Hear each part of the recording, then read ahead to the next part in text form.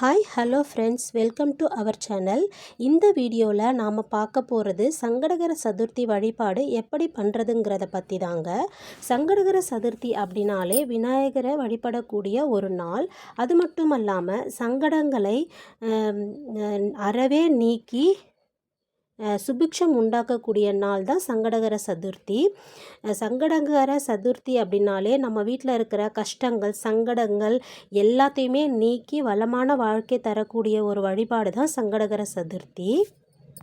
இந்த நாளில் விநாயகரை மனதார பிரார்த்தனை பண்ணினோம்னா எல்லா நல்ல பலனும் உண்டாகும். கண்டிப்பாக உங்கள் வீட்டுக்கு பக்கத்தில் இருக்கக்கூடிய விநாயகர் கோயிலுக்கு போயிட்டு சுவாமி கும்பிட்டு வாங்க. அங்கே நடக்கிற அபிஷேகத்துக்கு தேவையான பொருளான பால் வாங்கி கொடுங்க. கண்டிப்பாக பால் வாங்கி கொடுங்க, அருகம்புல் வாங்கி கொடுங்க. இது ரொம்ப நல்ல பலனை கொடுக்கும். இல்லை என்னால் முடியும், நான் அபிஷேகத்துக்கு தேவையான எல்லா பொருளும் கூட நான் வாங்கி கொடுப்பேன் அப்படின்னா அது இன்னும் ரொம்ப நல்ல பலன்க.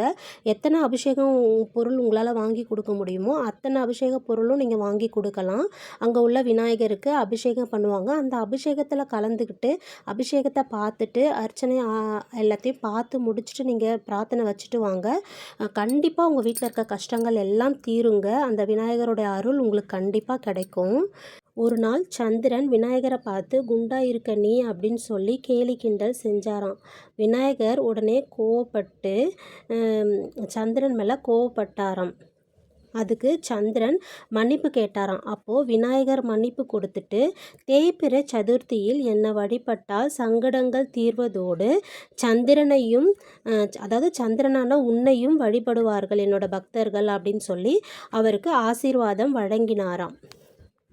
அதனால் சங்கடகர சதுர்த்தியில் நம்ம விநாயகரை கும்பிட்றதோடு சரி, சந்திரனையும் கும்பிட்டாக்கா அவங்களுடைய அருளும் ஆசீர்வாதமும் நமக்கு கிடைக்கும் அப்படின்னு சொல்லியிருக்காங்க. அதாவது சங்கடகர சதுர்த்தியில் கண்டிப்பாக ஈவினிங்கில் தான் பண்ணணுங்க. அதாவது 5 o'clock மேலே தான் எல்லா கோவிலையுமே பூஜை நடக்கும். அதனால தான் ஈவினிங்கில் பூஜையை பார்த்து முடித்த கையோடு நம்ம சந்திரனையும் பார்த்து வழிபடணும் அப்படிங்கிறது ஐதீகம். நாம் எந்த வழிபாடு பண்ணாலும் முதல்ல வழிபடக்கூடிய தெய்வம் விநாயகர். அப்பேற்பட்ட கடவுளை சங்கடகர சதுர்த்தியில் வழிபட்டு அவருடைய அருளையும் அவருடைய ஆசீர்வாதத்தையும் நாம் கண்டிப்பாக பெறலாங்க. ஸோ கண்டிப்பாக நீங்கள் சங்கடகர சதுர்த்தியில் உங்களால் முடிஞ்ச சின்ன வழிபாடு பண்ணுங்கள். உங்களால் கோவிலுக்கு போக முடியல அப்படின்னா கூட உங்கள் வீட்டில் இருக்க சின்ன சிலை, எல்லார் வீட்லேயும் கண்டிப்பாக விநாயகருடைய சிலையோ ஃபோட்டோவோ கண்டிப்பாக இருக்கும். சிலை இருந்துச்சு அப்படின்னா உங்களால் முடிஞ்ச அபிஷேகம் பண்ணி அவருக்கு பிரசாதம் பண்ணி நீங்கள் நெய்வேத்தியமாக படைச்சி சாமி கும்பிடுங்க. ஃபோட்டோ இருந்தாலும் ஃபோட்டோக்கு ஒரு பூ வச்சு அவருக்கு பிடிச்ச பிரசாதம் பண்ணி வச்சு சுவாமி கும்பிடுங்க. அது உங்கள் குடும்பத்துக்கு ரொம்ப நல்லதுங்க. 2 வருஷத்துக்கு முன்னாடி கோவிலுக்கு போவேன். அதாவது சங்கடகர சதுர்த்தியில் கோவிலுக்கு கண்டிப்பாக போயிட்டு ஏதாவது ஒரு அபிஷேக பொருள் வாங்கி கொடுத்து சுவாமி கும்பிட்டு வருவேன். இவர் நம்ம வீட்டுக்கு வந்ததுக்கு பிறகு வீட்டிலையே இவருக்கு பூஜை பண்ணி என்னால் முடிஞ்ச அபிஷேகம் பிரசாதம் பண்ணி இவரை நான் நல்லபடியாக வழிபடுவேங்க. கண்டிப்பாக சங்கடகர சதுர்த்தி அன்னைக்கு நான் தான் அபிஷேகம் பண்ணுவேன். எனக்கு தெரிஞ்ச அபிஷேகம் பண்ணி அவருக்கு எப்படியெல்லாம் நான் அலங்காரம் பண்ணி வழிபட முடியுமோ எனக்கு தெரிஞ்ச வழிமுறையில் நான் அவரை பூஜை பண்ணுறேங்க. அவரோட முழு அருள் எனக்கு கிடைச்சிருக்கு அப்படின்னு நினைக்கிறேன். அவர் கண்டிப்பாக எனக்கு எப்பவும் துணை இருப்பாருன்னு நினைக்கிறேன். அதே மாதிரி நீங்களும் வழிபட்டு அவருடைய அருளையும் ஆசீர்வாதத்தையும் பெறணும். இன்றைக்கி 5 அபிஷேகம் பண்ணியிருக்கேங்க. பால், தயிர், அபிஷேக பொடி, சந்தனம், பன்னீர், இந்த 5 பொருள் வச்சு தான் நான் அபிஷேகம் பண்ணியிருக்கேன். இன்றைக்கி பிரசாதமாக அவருக்கு பிடிச்ச பழம், பொரி உருண்டை, கடலை உருண்டை, எள்ளுருண்டை, பாதாம், முந்திரி, திராட்சை எல்லாம் வச்சு அவருக்கு நெய்வேத்தியமாக படைத்தோம். ஸ்லோகம் சொல்லலாம். அதாவது விநாயகருடைய ஸ்லோகம் எது உங்களுக்கு தெரியுமோ அந்த ஸ்லோகம் சொல்லலாம். கண்டிப்பாக விநாயகர் அகவல் படிக்கணும். அதுக்கு அவ்வளோ பெரிய ஒரு மகிமைங்க. ஸோ விநாயகர் அகவல் கண்டிப்பாக படிக்கணும். 108 போற்றி சொல்லி அர்ச்சனை பண்ணலாம். நான் நல்லபடியாக பூஜை செஞ்சு முடிச்சிட்டேன். நான் சொன்ன மாதிரி தான் நான் பண்ணியிருக்கேன். அதாவது விநாயகருக்கு கீழே எங்களுடைய குல குலதெய்வத்தை வந்து நாங்கள் இந்த மாதிரி கும்பிட்டுட்ருக்கோம். அவங்களுக்கும் இன்றைக்கி வந்து நல்லபடியாக குங்குமம் மஞ்சள்லாம் வச்சு அவங்களுக்கும் பழம்லாம் வச்சு சுவாமி கும்பிட்டேன். எங்கள் வீட்டுக்கு வரக்கூடிய ஏதாவது நல்லதாகட்டும் கெட்டதாகட்டும் எதுவாக இருந்தாலும் இவங்க 2 பேரை தாண்டி தாங்க எங்கள் வீட்டுக்குள்ளே வரணும். அதாவது முழு முதல் கடவுளான விநாயகரையும் எங்கள் குலத்தையே காக்கக்கூடிய இந்த குலதெய்வத்தையும் தாண்டி தான் மற்றது எதுவாக இருந்தாலும் எங்கள் வீட்டுக்குள்ளே வரும். ஏன்னா எங்கள் வீட்டுக்கு முன்னாடி தான் நாங்கள் இந்த 2 கடவுளையும் வச்சு வழிபட்டுட்ருக்கோம். இவங்க வந்து எங்களுக்கு ஒரு ஒரு நல்ல பாதுகாப்பாக இருக்காங்க. ஸோ எப்போவுமே என்னால் முடிஞ்ச ஒரு பூஜையை பண்ணி பிரசாதம் பண்ணி நான் சுவாமி கும்பிடுவேன். நான் எனக்கு தெரிஞ்ச ஒரு சில விஷயங்களை உங்ககிட்ட ஷேர் பண்ணிக்கணும்னு நினைக்கிறேங்க. யூஸ்ஃபுல்லாக இருந்துச்சுன்னா எடுத்துக்கோங்க, தப்பாக இருந்துச்சுன்னா மன்னிச்சுக்கோங்க.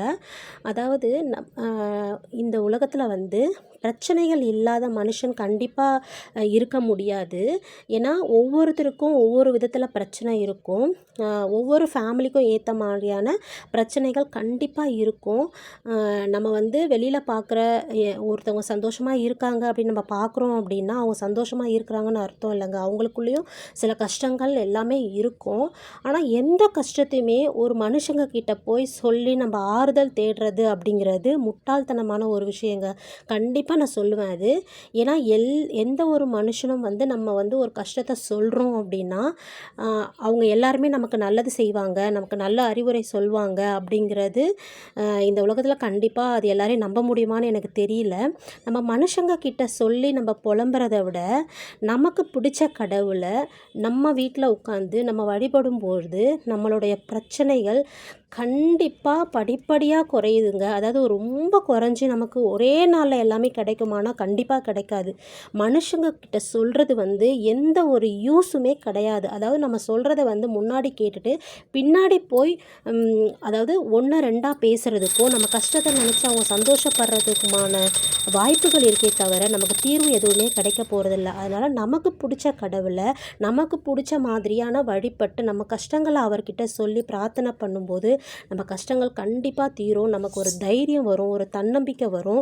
கண்டிப்பாக எல்லாருமே அதை ஃபாலோ பண்ணுங்கள். உங்களுக்கு பிடிச்ச கடவுளை உங்களுக்கு பிடிச்ச மாதிரி வழிபடுங்க.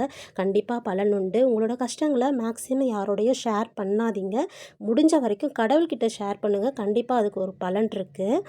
நானும் அப்படிதாங்க. எனக்குள்ளேயும் 1000 பிரச்சனைகள் இருக்குது. ஆனால் யாருக்கிட்டேயும் முன்னாடியெல்லாம் நான் மனுஷங்க கிட்ட சொல்லியிருந்தேன். ஒரு கட்டத்துக்கு மேலே அதெல்லாம் யூஸ் இல்லைன்னு தெரிஞ்சதுக்கப்புறம் நான் தெய்வத்துக்கிட்ட தான் இப்போ வந்து எல்லாத்தையுமே நான் ஷேர் பண்ணி எல்லா தெய்வத்தையும் நான் நல்லபடியாக வழிபடுறேன். என் பிரச்சனைகள்லாம் சிலதெல்லாம் குறைஞ்சிட்டு தான் வருது. தைரியம் வருதுங்க. மெயினாக தைரியம் வருது. நமக்கு யாரோ ஒரு பாதுகாப்பு இருக்காங்கன்ற ஒரு நம்பிக்கை வருது. ஸோ நீங்களும் வந்து கண்டிப்பாக சுவாமி கும்பிடுங்க. சுவாமிக்கிட்ட உங்கள் பிரச்சனைகளை முறையிடுங்க. கண்டிப்பாக அதெல்லாம் சரியாகும். இந்த வீடியோ உங்களுக்கு பிடிச்சிருக்கும்னு நினைக்கிறேன். இந்த வீடியோ பார்க்குற எல்லாருக்கும் எங்கள் வீட்டு விநாயகருடைய அருள் வந்து முழுமையாக கிடைக்கணும்னு சொல்லி நான் வேண்டிக்கிறேன். இந்த வீடியோ உங்களுக்கு பிடிச்சிருந்ததுன்னா லைக் பண்ணுங்கள், மறக்காமல் சப்ஸ்கிரைப் பண்ணிக்கோங்க. தேங்க்யூ ஃபார் வாட்சிங்.